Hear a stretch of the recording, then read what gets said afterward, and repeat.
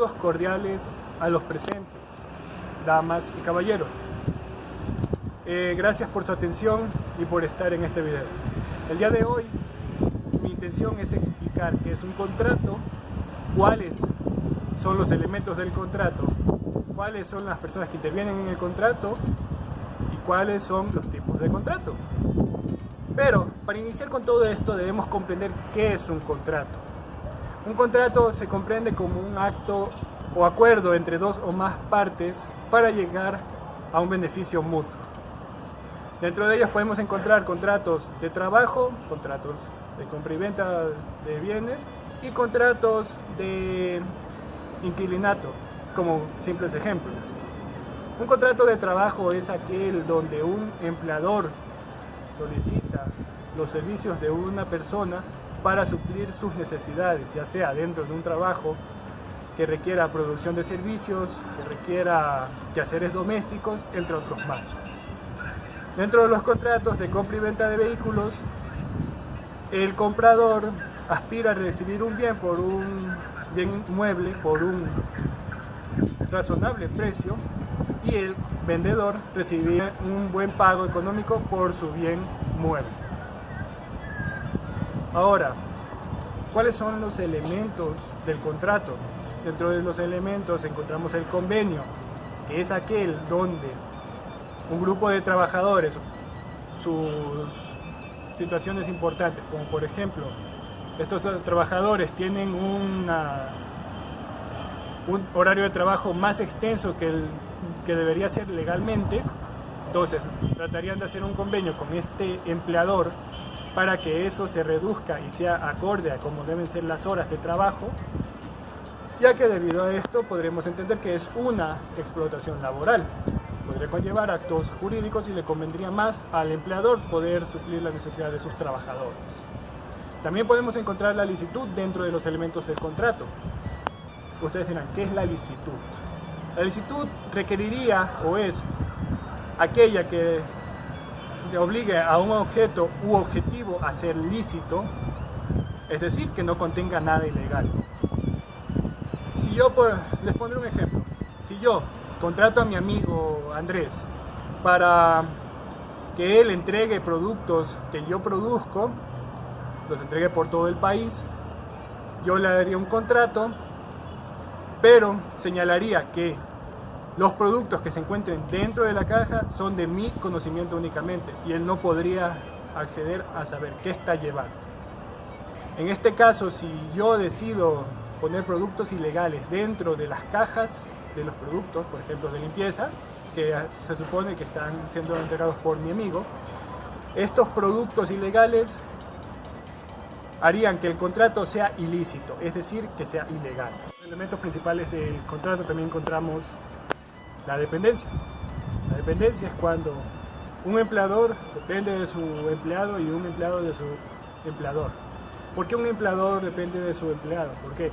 Porque necesita que realice un trabajo a cabalidad, que realice su trabajo a su debido tiempo, por sobre todas las cosas.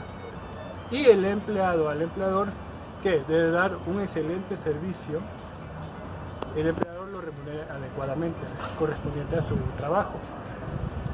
Ahora, la prestación de servicios. ¿Qué es la prestación de servicios? La prestación de servicios es cuando una persona, un profesional, se obliga a otorgar sus servicios a una empresa o a alguna persona en específico, ¿no? Por ejemplo, un abogado rinde sus servicios a una empresa de productos que está siendo demandada.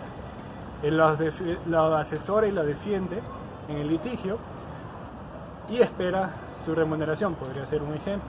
Otro podría ser que este abogado trabaje en una oficina dentro de esta empresa con el objetivo de asesorarla jurídicamente, de realizar trámites y todo lo demás, pero este abogado no está obligado por un contrato, sino por voluntad propia. Aquí es donde el abogado únicamente trabaja por una remuneración. El contrato expreso se da cuando el empleador y el empleado tienen un consenso para definir las cláusulas del contrato. Este puede ser oral o escrito, mientras que un contrato tácito es el cual donde no existe este consenso, sino que únicamente es un contrato unilateral. Porque aquí no dependerías de un acuerdo entre un empleador y un empleado para las cláusulas de un contrato, por ende no habría oralidad o algo escrito, sino que únicamente se supondría. Finalmente tenemos la clasificación de los contratos. Dentro de ellos está el contrato a prueba. ¿Qué es el contrato a prueba? Es cuando un empleador contrata a personas para un trabajo en donde los pone a prueba por un número determinado de días, el cual es no excedente de 90 días. Dentro de la clasificación de los contratos encontramos los contratos a prueba. Son aquellos que el empleador o empresa decide contratar personas para entrenarlos y o evaluar sus habilidades laborales. Por ejemplo, en el caso de Domino's Pizza, los nuevos ingresantes al trabajo tienen que someterse a pláticas de la misma empresa, a entrenamientos y luego tomar una prueba escrita. Si ellos logran pasar, completarían los 45 días posteriores a la prueba para quedarse en la empresa. Estos contratos, como bien he mencionado, no pueden excederse de un número de 90 días y no pueden tener más del 15% de sus empleados en contratos a prueba. Si sobrepasan de este número de días o este porcentaje de personas, tendrían problemas legales. Ahora, los contratos por obra cierta son aquellos donde una persona toma la responsabilidad de un trabajo u obra en concreto para recibir su remuneración completa sin importar el tiempo que tarde en realizarlo. Ahora, un contrato por tarea es el cual, donde una empresa contrata a una persona para realizar una obra, labor o trabajo por un tiempo determinado con una remuneración adecuada, pero se entiende que al momento de terminar la tarea, obra o trabajo, finaliza el contrato. El contrato por destajo, como su nombre lo indica, es un trabajo que se realiza por partes, por tajos, en general por unidades, que es donde una empresa les remunera a las personas que realicen este trabajo por el número de unidades y no por el tiempo que se tarden en ello. Un contrato eventual. Un contrato eventual es cuando una empresa quiere contratar a personas para reemplazar, ya sea a personas que estén de vacaciones, por maternidad, por licencia o por otro tipo de situaciones. Tienen la finalidad de cumplir con las exigencias del empleador si son requeridas. Estos contratos no pueden exceder de un número de 180 días, de 360 días o el año. La remuneración será un 35% más la básica del trabajador. Si es un salario básico, se le aumentaría un 35% más a este salario. Tenemos por temporada, es decir, que es un contrato por temporada. Un contrato por temporada es cuando una empresa contrata personas para, por ejemplo, un evento en cualquier momento del año, qué sé yo, Navidad. Si hablamos de Navidad, yo necesito trabajadores porque tengo un restaurante, voy a hacer un buffet para varios eventos, necesito más personal. Contrato más personal para que ellos puedan laborar. Pero ahí hay una condición. Si yo los contrato una vez este año, ya voy a contratarlos el siguiente. en la misma fecha por la misma situación, debido a que si yo no lo hago, ellos podrían demandarme por despido intempestivo.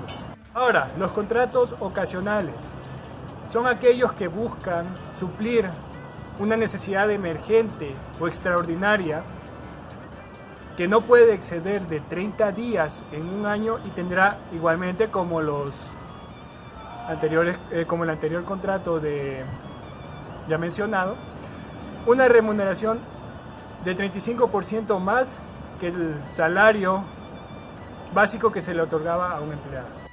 Ahora tenemos los contratos obligatoriamente escritos. Aquí se contratan a las siguientes personas. Primero, aquellos que versan por sus habilidades, es decir, los profesionales, abogados, psicólogos, entre más. Segundo, tenemos los contratos por obra cierta, que es la mano de obra remunerada por hasta 5 salarios mínimos vitales.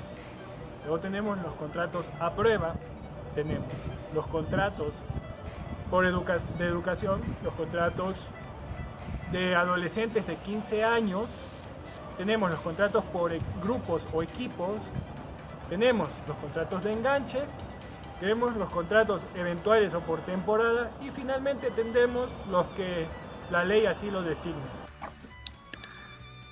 Bueno, por consiguiente, quisiera explicar en qué consisten los contratos escritos.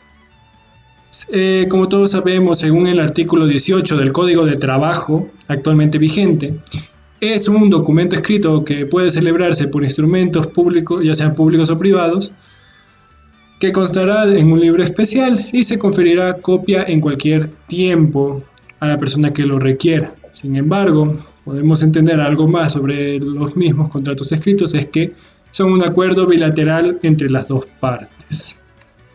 Finalmente, quienes participan dentro de los contratos laborales son el obrero, el patrono o empleador y finalmente el empleado. La diferencia entre un empleado y un obrero es que el obrero recibe remuneraciones por su servicio, es decir, puede recibir productos como forma de pago. En cambio, el empleado recibe un salario básico. Les agradezco mucho por tomar su tiempo y su atención hacia mi video. Espero que haya sido de su agrado y que hayan podido entender un poco más sobre qué son los contratos. Muchas gracias y hasta luego.